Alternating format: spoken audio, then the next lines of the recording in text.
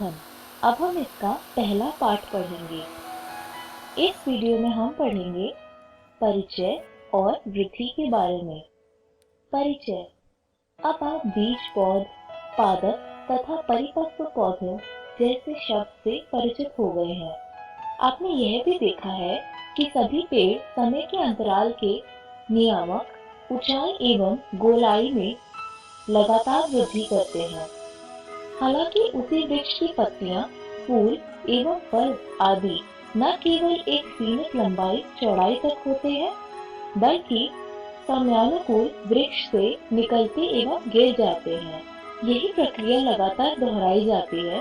सभी पौधों के अंग विभिन्न तरह के ऊतकों से बने होते हैं। पौधे की सभी कोशिकाएं युग्मज की संतति या वंशज होती हैं। सेब में अंकुरण एवं नवोद्भिदों का परिवर्धन।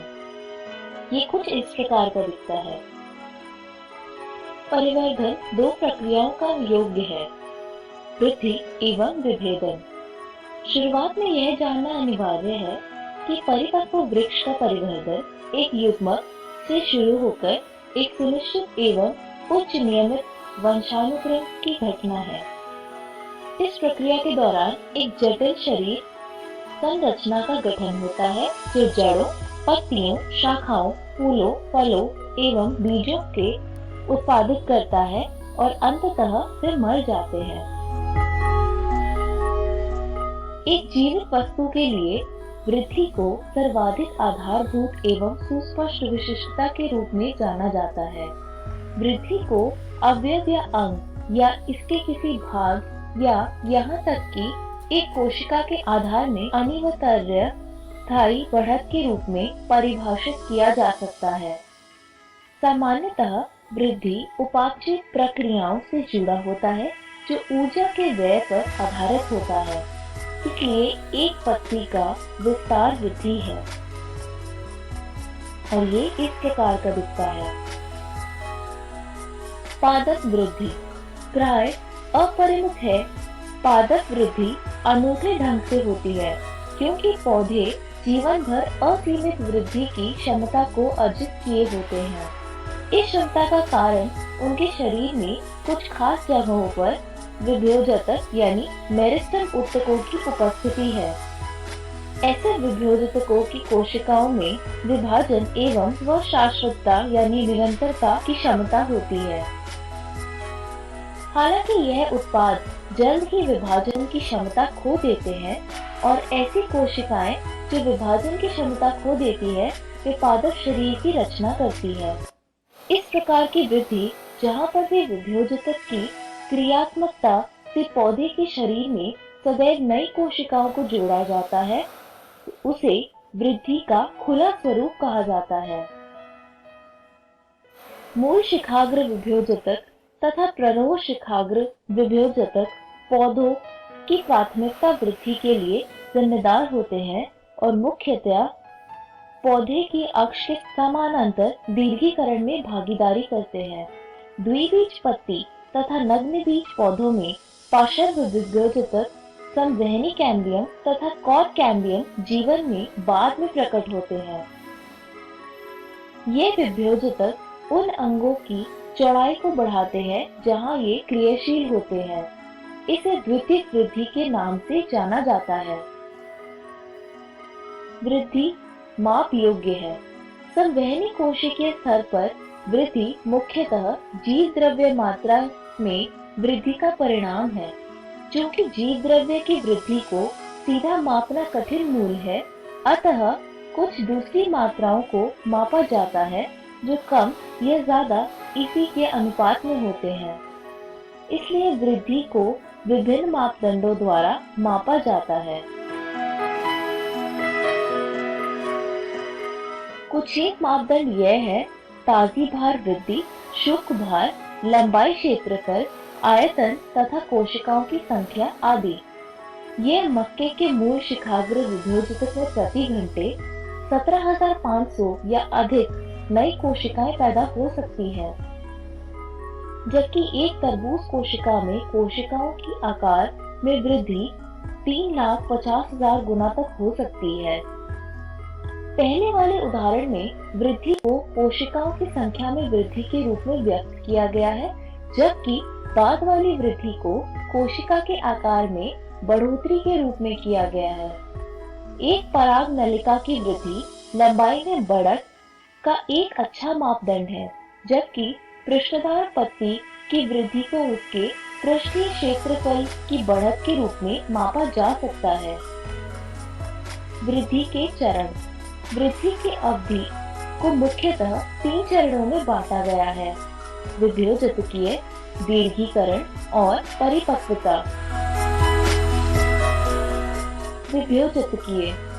विभेदजतकीय चरण में कोशिकाएं मूल शिखाग्र तथा प्ररोह शिखाग्र दोनों में लगातार विभाजित होती है। इन क्षेत्रों की कोशिकाएं जीव द्रव्य से भरपूर होती है और व्यापक संलक्ष्य केंद्र को अधिकृत किए होती है।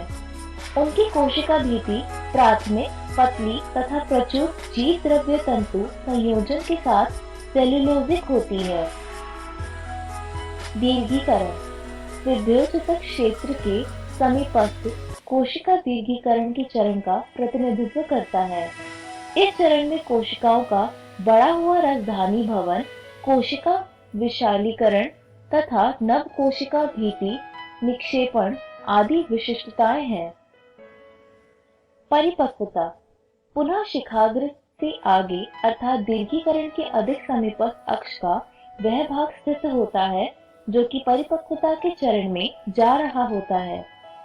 इस परिक्षेत्र में स्थित होने वाली कोशिकाएं अपने अंतिम आकार को प्राप्त किए होती है तथा उनकी भित्ति की मोटाई एवं राजधानी चरम पर होती है। वृद्धि दर समय की प्रति इकाई के दौरान बढ़ी हुई वृद्धि को वृद्धि दर कहा जाता है। अतः वृद्धि की दर को गणितीय ढंग से व्यक्त किया जा सकता है। एक जीव या उसके अंग कई तरीकों से अधिक कोशिकाएं पैदा कर सकता है। वृद्धि दर अंकगणितीय या ज्यामितीय संवर्धन हो सकती है। दिए गए चित्र में अंकगणितीय वृद्धि है और दूसरे चित्र में ज्यामितिक वृद्धि।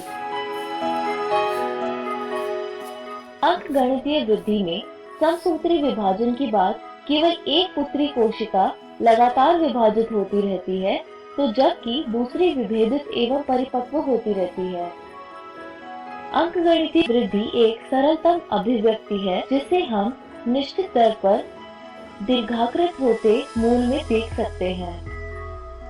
इस ग्राफ को देखें जिसमें अंक की लंबाई समय के विरुद्ध अखिलित की गई है, जिसके फलस्वरूप रेखीय वक्र पाया गया है। इसे हम गणितीय रूप में कुछ इस प्रकार चक्र कर सकते हैं: LT equals to L0 plus RT, जिसमें LT है टाइम t के समय लंबाई, L0 है टाइम 0 के साथ समय लंबाई और R जो है वो वृद्धि दर दीर्घीकरण प्रति इकाई समय है। हालांकि अधिकतर प्रणालियों में प्रारंभिक वृद्धि धीमी होती है और यह इसके बाद तीव्र गति से चरघातांकी दर में बढ़ती है। यहाँ पर दोनों संतति कोशिकाएं के एक समसूत्री कोशिका के विभाजन के अनुकरण करती है तथा विभाजित होने पर लगातार ऐसा करते रहने की काबिलियत बनाए रखती है। हालांकि सीमित पोषण आपूर्ति के साथ वृद्धि धीमी पड़ती हुई स्थिर चरण की ओर बढ़ जाती है। यदि हम समय के प्रति वृद्धि के मापदंड को नियोजित करते हैं तो हम एक विशिष्ट सिग्मोइड या एस ग्राफ पाते हैं। एस वक्र सभी जीवित प्राणियों की विशिष्टता है जो स्वाभाविक पर्यावरण में बढ़ अप्रगामी अवस्था रहे होते हैं। ये सभी कोशिकाओं, ऊतकों एवं एक पौधों की विशेष अंगों के लिए आदर्श है। चरघातांकीय वृद्धि को कुछ इस प्रकार प्रकट किया जा सकता है: W1 equals to W0 की पावर ERT। W1 अंतिम आकार है, W0 प्रथम आकार प्रारंभिक समय में, R यानी वृद्धि दर, T यानी समय में वृद्धि और E स्वाभाविक लघुगाणिक का आधार। यहाँ R बराबर एक सापेक्ष वृद्धि दर है तथा साथ ही पौधे द्वारा नई कोशिकाएं एवं उच्च पादपों पर पादप सामग्री को पैदा करने की क्षमता को मापने के लिए है, जिसे एक दक्षता सूचकांक के रूप में संदर्भित किया जाता है। अतः W1 का अंतिम आकार W0 के प्रारंभिक आकार पर निर्भर करता है। जीवित प्रणाली की वृद्धि के बीच मात्रात्मक तुलना भी दो तरीकों से की जा सकती है। पहला, मापन और प्रति यूनिट टाइम की कुल वृद्धि की तुलना, जिसे परम वृद्धि दर कहते हैं। दूसरा, दी गई प्रणाली के प्रति यूनिट समय पर वृद्धि को सामान्य आधार पर प्रकट करना। उदाहरणार्थ, प्रति यूनिट प्रारंभिक मापदंड या पैमाइश को सापेक्षिक वृद्धि दर कहते हैं। दो पत्तियों अ और ब विभिन्न आकारों की दिखाई गई है, लेकिन दिए गए समय में उनके संपूर्ण क्षेत्रफल में वृद्धि समान है। फिर भी उनमें से एक की सापेक्षिक वृद्धि दर ज्यादा है। अ वाली पत्ती की वृद्धि दर ज्यादा है। वृद्धि के लिए दशाएं। इस सूची में जल, ऑक्सीजन तथा पोषक तत्व अवश्य होने चाहिए, जो वृद्धि के लिए अनिवार्य है। पौधों की कोशिकाएं अपने आकार में बड़ी होकर वृद्धि करती है, जिसके लिए जल की आवश्यकता होती है। इसलिए एक पादप की वृद्धि और उसका परिवर्धन उसमें पानी की स्थिति या उपलब्धता से जुड़ी होती है। वृद्धि के लिए आवश्यक एंजाइमों की क्रियाशीलता के लिए जल एक माध्यम उपलब्ध कराता है तथा ऑक्सीजन उपापचयी ऊर्जा को मुक्त करने में मदद करती है।